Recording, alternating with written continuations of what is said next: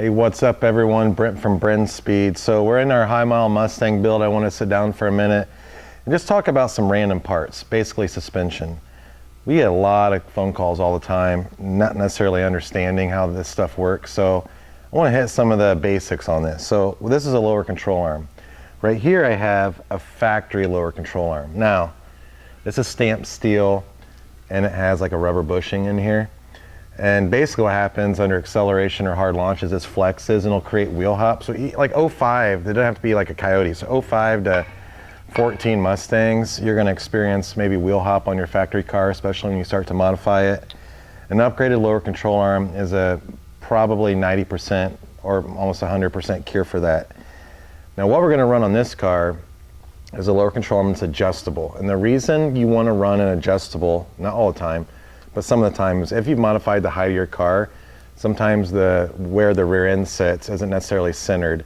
The adjustable lower control arm is going to let you move that rear end back and forth and get it exactly where you want it. Now, the reason these two ends look different is this is polyurethane and this is what we call spherical, all right?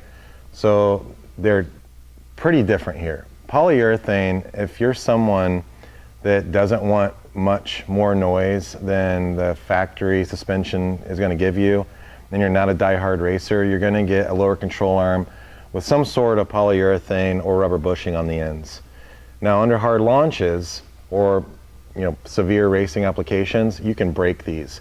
What'll happen is it's like insert in here, will slide back and forth and it can actually crack this. And what that does when this happens is if one side cracks, your car will almost want a dog track, and that's happened to me before.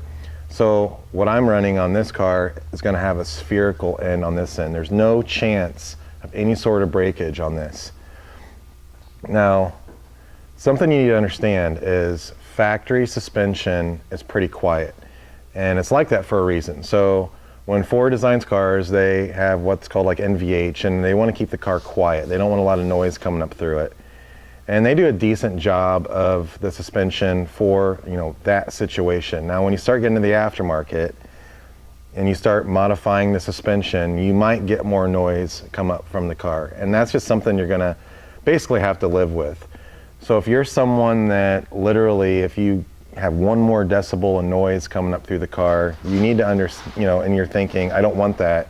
You need to understand going to something like this, you might not be happy, but you also need to understand that if you're racing your car, there's things that you're going to have to change to basically make it more reliable. So a spherical type bushing, there's no rubber here, no polyurethane. It's going to have some more noise, might get some clunkiness, but that's like a give or take thing. You want better performance, you want something that's not going to break, you have to maybe understand that you're going to get some noise coming up through the car. I'll show you another cool BMR part I have sitting here beside me. A couple more actually. We have the upper control arm, and this is adjustable as well. So because we're changing the ride height on the car and we're changing some other aspects of it, you might have heard the term pinion angle. BMR has a really cool video out on YouTube. It's like 3 minutes long. You can search like BMR pinion angle adjustment on a Mustang and you'll find it, and it shows you exactly how to adjust the pinion angle of your car once you start modifying the ride height and a few other things using this part right here. Because this does turn like this and it has, you can lock it in place, it's going to allow you to adjust your pinion angle. So I suggest if you aren't sure if your pinion angle is correct, if you don't have an adjustable, you're going to want one, and this will do it for you. You can get this with polyurethane on the end, but again, what we're doing with this car, I am running a spherical type bushing on it, and I'm not worried about this breaking in racing applications.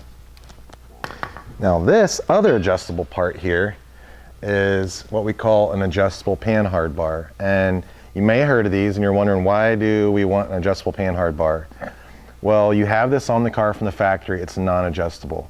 And on the factory it has bushings on both ends and they're like rubber. And when you start lowering your car, what happens is your rear end, if maybe you've lowered your car and you haven't put one of these on, and you look at your back tires from the back of the car and you'll see the rear end is not centered anymore. This is a very simple cure. They're not super expensive. You can get adjustable Panhard bars, like I said, normal bushings, or like polyurethane bushings on the end, or these sphericals, and this will allow you to adjust and bring the rear end centered within the car, which is what you're going to want to do. Now again, I'm running a spherical bushing on this because that's what I'm setting out to do with the car. I'm setting this up for racing. I'm not going to be concerned about noise coming up through, and this is going to be the best thing for me where I'm out racing. I don't have to worry about breaking something or replacing a bushing down the road. So I just want to show you some cool BMR components here. It's going to go on this car, give you a little behind the scenes shot of these things. And if you have questions about the parts I showed you, you should leave a comment because we'll answer it. And anyways, that's some really cool parts from BMR. And thanks for watching.